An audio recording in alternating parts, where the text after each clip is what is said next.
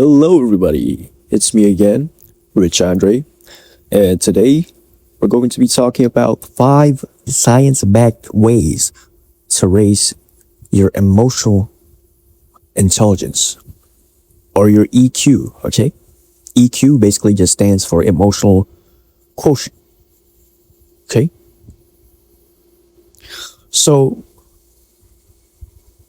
the first way that we can begin to improve upon our emotional intelligence is by a strategy called effect labeling. So what is effect labeling exactly? Effect labeling is simple. It's basically just labeling, okay? It's basically just naming the emotion that you're feeling in the present moment. And that naming can have really positive effects. Like if you could see here in this illustration, it says here the technique of simply naming emotions as they arise can reduce their intensity by up to 50%. That is a lot, 50%. So there is a science behind this, okay? Neuroimaging studies led by Dr. Matthew Lieberman at UCLA found that putting feelings into words activates the right ventrolateral prefrontal cortex.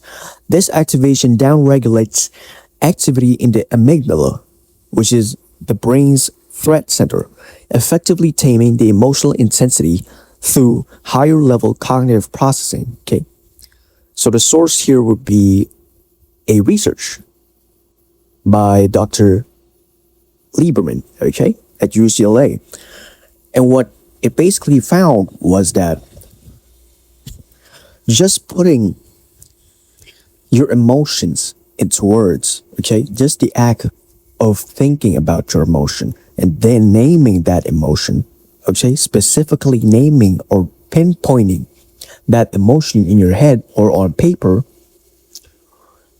really gives your brain a chance to sort of process it, okay, in the higher cognitive centers, which is basically, okay,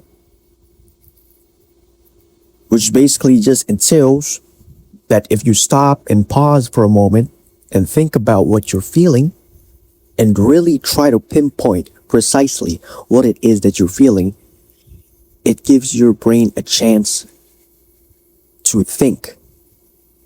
In just that short moment can really calm you down and make you think more rationally. Okay? So that's one way, one technique to increase your emotional intelligence. Okay, so the next would be mindfulness meditation. You've probably already heard of this a dozen times already from multiple sources like self-development videos, on TikTok, on YouTube, on Instagram, wherever, from people who are gurus, okay? So mindfulness meditation, the reason why it's getting really famous, okay, or it's been getting the amount of attention that it has, okay, it's basically just because that mindfulness meditation, okay, doing just 10 to 15 minutes of meditation on just focusing on your breath while sitting in silence, okay, it really calms you down. And how you do mindfulness meditation is you just sit down in a quiet place, close your eyes, preferably, and just try to focus on your breath for 10 to 15 minutes, depending on how long you want to do it.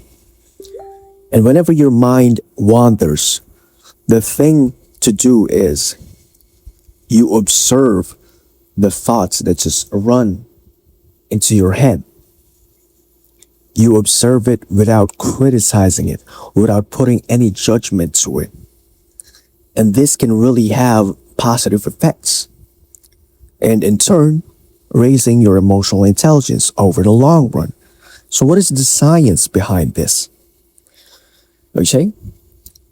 A landmark study led by Dr. Britta Hosel and Sarah Lazar at Harvard Medical School in 2011 used MRI scans to evaluate adults participating in an 8-week mindfulness-based stress reduction program. They found measurable structural changes, including increased gray matter concentration in the hippocampus.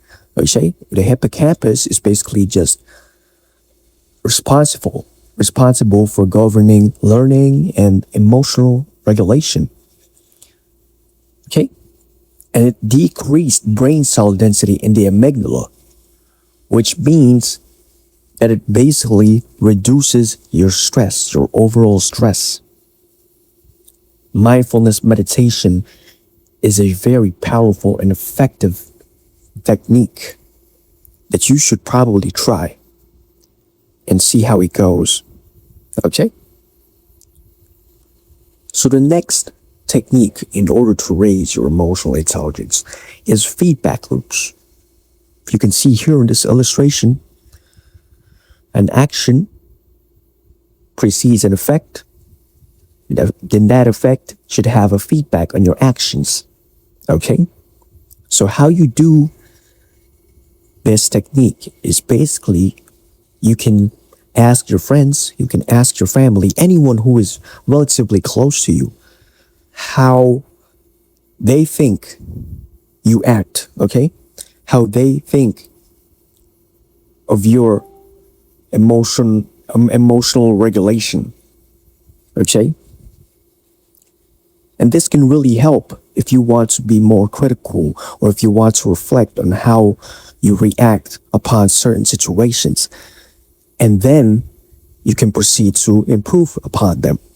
And that's basically the purpose of feedback loops. Okay, so what is the science behind this? Organizational psychologist Dr. Tasha Eurich conducted extensive research showing that while 95% of people think they are self-aware, only 10 to 15% actually fit the criteria. Her studies demonstrated that incorporating external feedback bridges the gap between self-perception and actual behavioral impact, okay? What I said earlier. Okay? Significantly improving workplace emotional intelligence.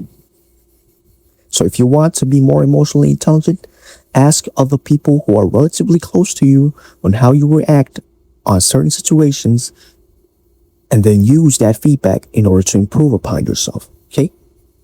That is feedback loops. The fourth one would be reading literary fiction.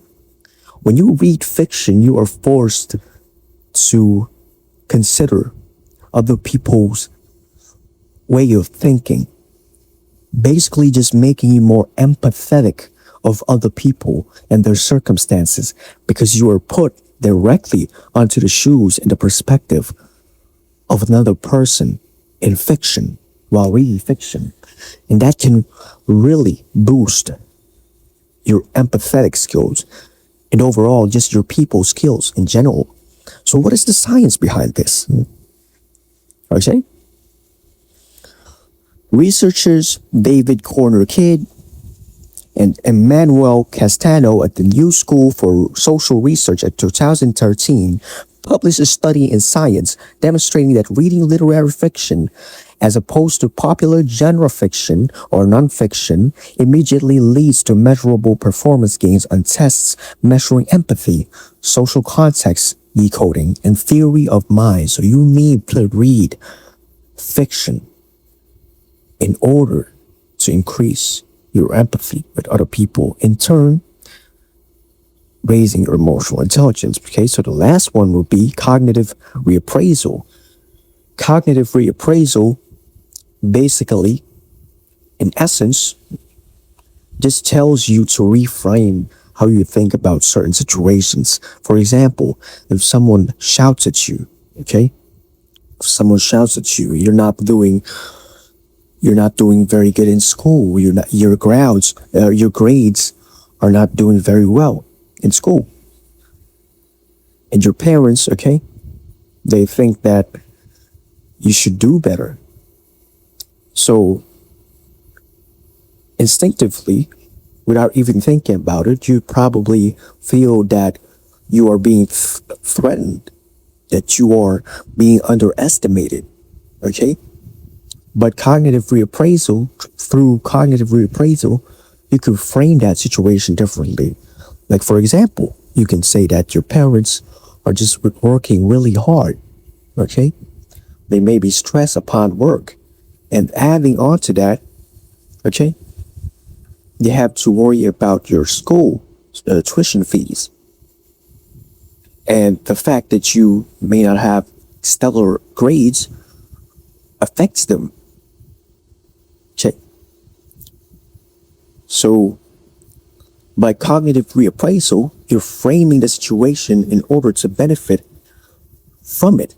Okay. In order to think more positively instead of just, okay, diluting the situation with negative premises.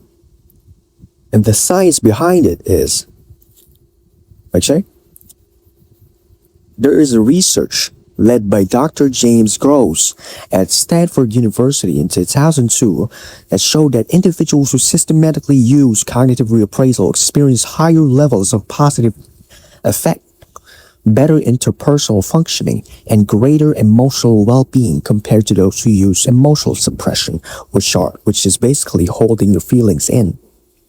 And neuroimaging demonstrates that reappraisal effectively alters the prefrontal amygdala pathway to regulate emotional responses before they cascade. So you're basically, okay, in a way, your brain is learning how to regulate your emotional responses before they spiral into not so good responses or actions, if you will.